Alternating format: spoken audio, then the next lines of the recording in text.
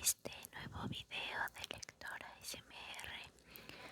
Para este video vamos a leer este libro, Cómo hacer que te pasen cosas buenas. Pero no vamos a leerlo aquí en casa, sino que vamos a salir. Voy a intentar hacer un video de ASMR en el exterior, a ver qué tal sale. Y lo más importante, espero que te guste, te relaje y te ayude a dormir. Entonces, vámonos de paseo. La autoestima y la felicidad están íntimamente relacionadas. Una persona en paz, que tiene cierto equilibrio interior y que disfruta de las cosas pequeñas de la vida, normalmente tendrá un nivel de autoestima adecuado. Miguel de Unamuno fue uno de los grandes autores de la generación del 98. Poseía una personalidad campechana y cercana conocida por todos. En una ocasión fue condecorado con la Gran Cruz de Alfonso X el Sabio, entregada por el mismísimo rey Alfonso XIII. Unamuno, que era conocido por ser militante del Partido Socialista y Republicano, en el momento de la entrega del galardón comentó: «Me honra, Majestad, recibir esta cruz que tanto merezco». El rey, sorprendido, pero conociendo la personalidad del escritor, contestó: «Qué curioso. En general, la mayoría de los galardonados aseguran que no se lo merecen». Unamuno, con su habitual cercanía, respondió sonriendo: «Señor, en el caso de los otros, efectivamente no se lo merecían». La felicidad y el sufrimiento. No existe una biografía sin heridas. Las derrotas y cómo encajarlas son lo más decisivo en cualquier trayectoria.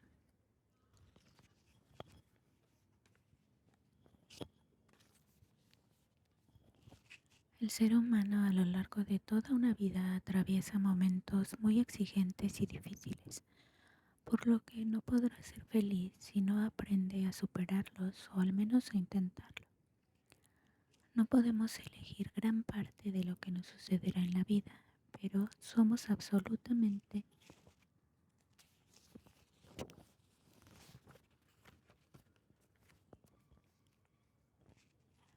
libres todos y cada uno de nosotros de elegir la actitud con la que afrontarlo. El diccionario de la RAE define resiliencia en una de sus entradas como la capacidad de un material, mecanismo o sistema para recuperar su estado inicial cuando ha cesado la perturbación a la que había estado sometido. Cyrulnik amplió el significado del concepto a la capacidad del ser humano para reponerse de un trauma y sin quedar marcado de por vida, ser feliz. La clave se sustenta en la solidaridad, en el amor, en el contacto con otros, en definitiva, en los afectos. El tiempo no cura todas las heridas, pero sí aparta lo más doloroso del centro de la mira. El sufrimiento es, por tanto, escuela de fortaleza. Cuando ese torrente que emana del sufrimiento es aceptado de manera sana, uno adquiere un dominio interior importante y fundamental para la vida. El equilibrio es aprender a mantener cierta paz interior, ecuanimidad y armonía a pesar de los mil avatares de la vida. La solución no está en las pastillas, la medicación es clave para momentos de bloqueo donde el propio organismo es incapaz de recuperarse por sí solo, o cuando las circunstancias son tan adversas que precisamos de un apoyo extra para no derrumbarnos. El cortisol.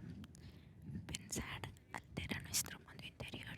Imagina que estás en un cine o un teatro y oyes que alguien grita fuego. Inmediatamente te pondrías alerta y buscarías corriendo y con angustia la salida más próxima. ¿Qué sucede en ese instante en tu cuerpo? El organismo sobresalta y manda una señal al hipotálamo, que a su vez activa otras zonas cerebrales. Comienza una respuesta involuntaria del organismo a través de señales hormonales y nerviosas. La mente a veces todavía no ha tomado conciencia del peligro, con la taquicardia, sudoración y subida de temperatura que todos hemos experimentado en algún momento. Esta información pasa por el tálamo y por la corteza cerebral, donde se procesa de forma cognitiva la información recibida y se decide en la medida en que la sensación de miedo lo permite, cómo responder ante la amenaza. A continuación, las glándulas suprarrenales ubicadas encima de los riñones, tras recibir la señal del hipotálamo, liberan una serie de hormonas, entre las que destacan la adrenalina y el cortisol. El cortisol inhibe la secreción de insulina, provocando la liberación de glucosa y proteínas a la sangre. Por eso, si el cortisol no está bien regulado, en un tiempo no muy lejano puede aparecer la temida diabetes. El cortisol en sí no es malo, lo que es perjudicial para el organismo es su exceso. Cuando el cortisol se eleva de forma crónica, pasa a comportarse como un agente tóxico. Por lo tanto, una persona bajo estrés crónico sufre principalmente dos problemas. Por una parte, el crecimiento y la regeneración sana del cuerpo se detienen, y por otra, el sistema inmunológico se ve inhibido.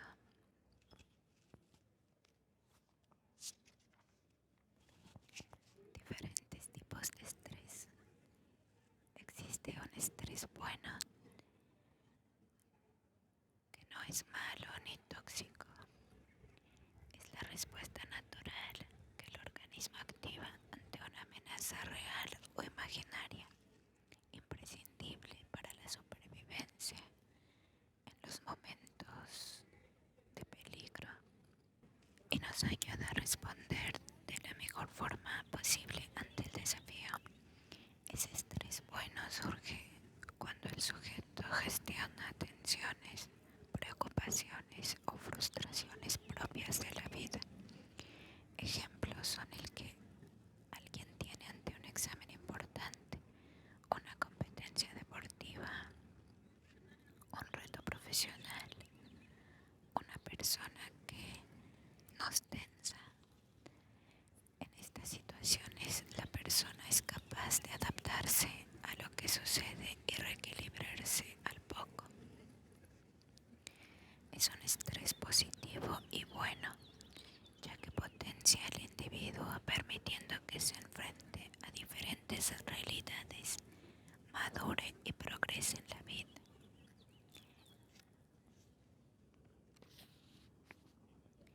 Es importante aprender a lidiar con esos momentos.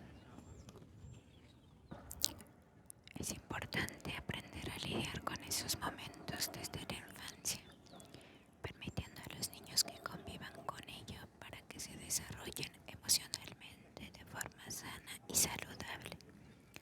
Por otro lado, existe el estrés tolerable. En este caso, el factor de alerta llega sin buscarlo y genera una situación de tensión. Tensa, pero limitada en el tiempo. Desde un despido hasta el fallecimiento de alguien cercano, una enfermedad grave, una ruptura emocional. Estas situaciones mal gestionadas pueden desembocar en estrés tóxico. Bien gestionadas son un puente hacia la madurez y hacia una buena inteligencia emocional en el futuro. Estudios afirman que jóvenes que han atravesado situaciones complejas manejando tensión y frustración desde una conducta apropiada tienen mejor situación emocional en la edad adulta. Aquí se empiezan a fraguar activar los instrumentos de la resiliencia,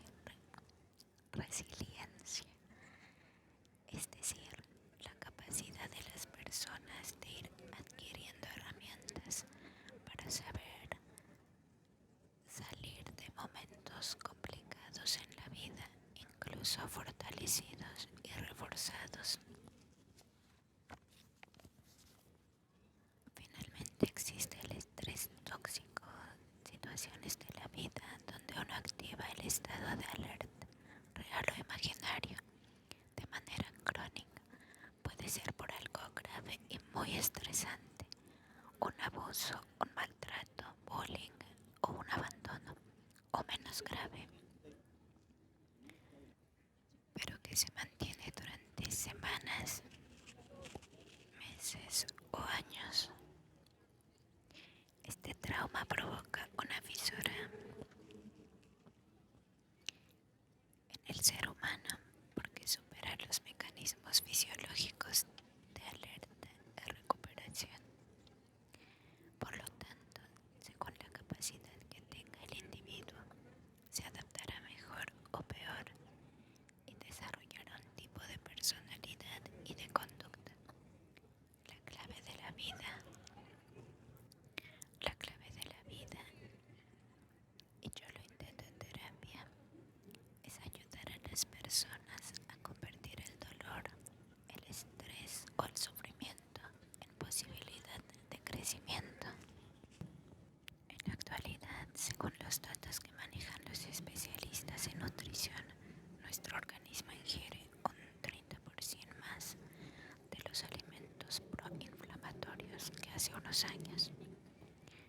Los alimentos que activan la inflamación tienen enorme relación con la liberación de insulina por parte del páncreas. Entre estos sospechosos habituales nos encontramos el alcohol, sobre todo a dosis altas, grasas saturadas, bebidas azucaradas y harinas refinadas, especialmente de las empleadas en bollería industrial. Según un estudio publicado recientemente en Harvard, las mujeres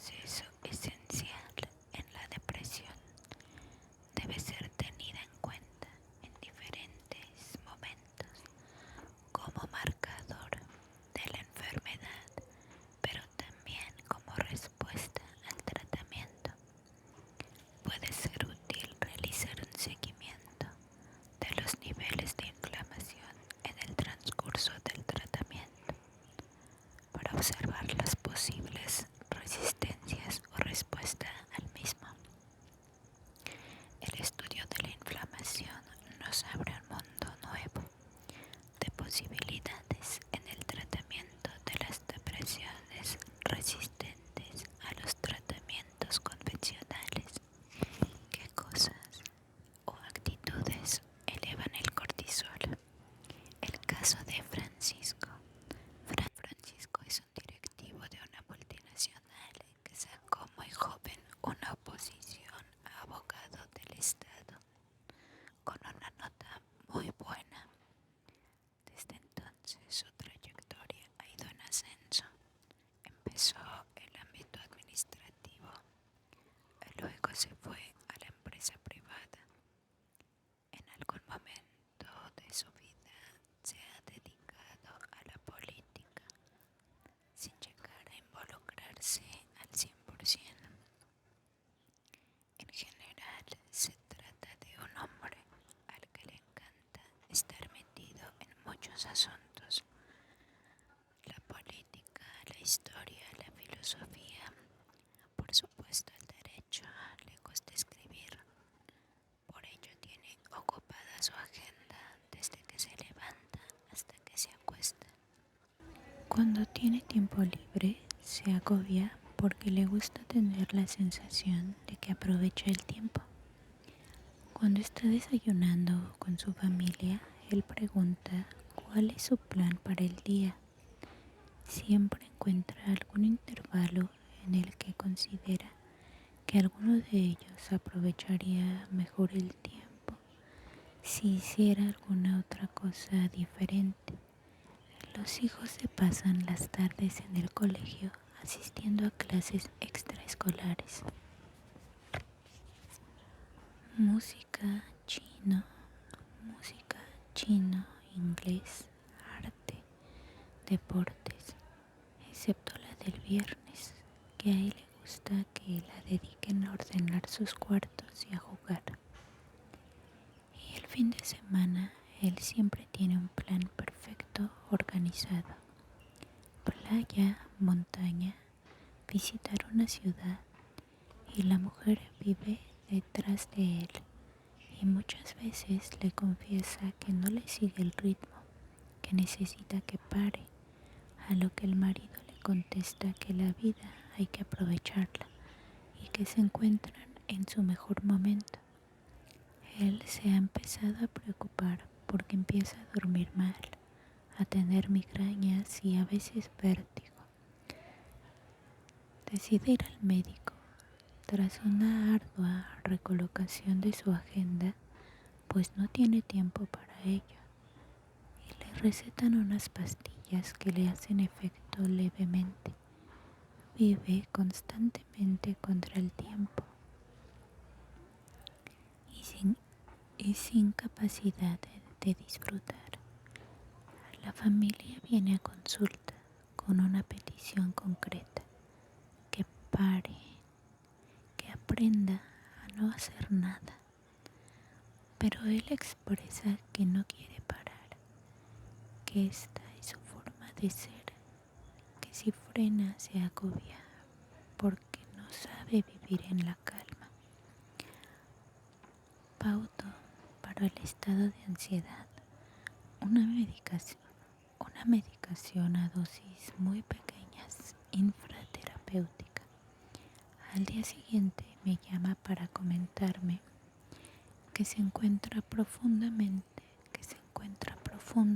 adormilado en el despacho. En cuanto se vio frenado un poquito, su cuerpo reaccionó como si hubiera ingerido una dosis brutal de un sedante. Lo que tratamos de mostrarle es que no sabe vivir relajado. Él mismo reconoce que en cuanto detecta una sensación de quietud, ahí surge la ansiedad y que ésta se apaga en cuanto empieza a realizar una actividad. Lo más importante con Francisco es enseñarle no a relajarse. No es capaz de realizar técnicas de relajación, yoga o mindfulness porque le dan taquicardias, sino a ser consciente de que necesita aprender a descansar. Ser consciente de esto, lo que se denomina insight, es su primer paso en la terapia. Comenzó a llover, así que eso es todo en este video. Espero que les haya gustado este ASMR al aire libre. episodio.